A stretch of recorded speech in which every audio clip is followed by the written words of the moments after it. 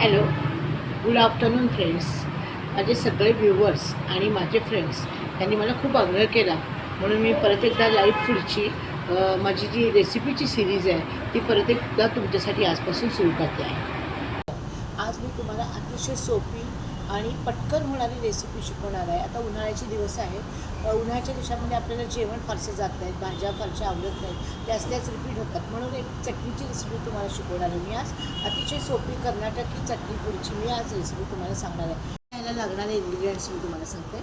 मी हरभऱ्याची डाळ घेतली आहे 1 वाटी. त्याच्यानंतर अर्धी वाटी ही उडदाची डाळ आहे. ही थोडीशी चिंच आहे. या लाल सुक्या मिरच्या आहेत. हा कढीपत्ता आहे, हिंग आहे आणि तेल आहे. सर्वात प्रथम मी 1 टेबलस्पून तेल घातलेलं आहे. याच्यामध्ये त्यात हरभऱ्याची डाळ घातली. ही हरभऱ्याची डाळ थोडीशी हलवायची, थोडीशी छान त्याला भाजून घ्यायचं. भाजून घेतल्यानंतर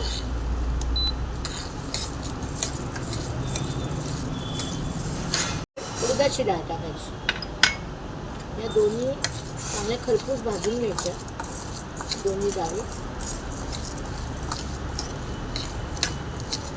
या भाजायला काय फारसा वेळ लागत नाही. एक दीड सेकंद 1-1.5 मिनिटामध्ये थोड्याशा भाजायला सुरुवात होते. खूप छान भाजून घ्यायच्या. आपण या डाळी भाजून झाल्यात माझ्या. भाजलेल्या डाळी आता मी काढून घेते.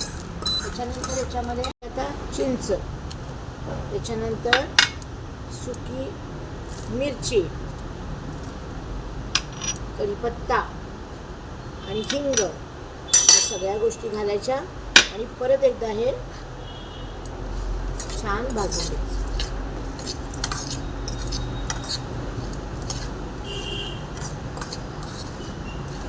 याला आता वास यायला लागला आहे. लाल सुक्या मिरचीचा वास आहे, त्याच्यानंतर कढीपत्त्याचा वास यायला लागला. हे छान खरपूस भाजायला लागलेलं आहे. ते आता भाजत आल्यानंतर हे ह्या सगळ्या डाळी याच्यामध्ये परत घालून टाकायच्या आणि ह्याच्यावरती मीठ घालायचं थोडंसं. हे परत एकदा भाजून घ्या सगळे एकत्र करून. आता हे थोडंसं थंडगार होऊ द्यायचं. हे थंडगार झाल्यानंतर मिक्सरमधनं थोडंसं मीठ घालून हे मिक्सरला ग्राइंड करून घ्यायचं. अशा पद्धतीची चटणी पूड तयार होते. खायला अतिशय उत्कृष्ट लागते. ही आपण इडलीबरोबर वापरू शकतो, डोशाबरोबर वापरू शकतो, त्याच्यानंतर दही आणि चटणीबरोबर भाकरीबरोबर खाऊ शकतो, पोह्यांबरोबर खाऊ शकतो. ह्याचा खूप छान मल्टीपर्पज यूज आहे. तुम्ही नक्की करून बघा. ही अतिशय सोपी रेसिपी आहे. माझ्या रेसिपीची पुढच्या वाट बघा. माझ्या चॅनलला सबस्क्राईब करा, माझ्या व्हिडिओजना लाईक करा.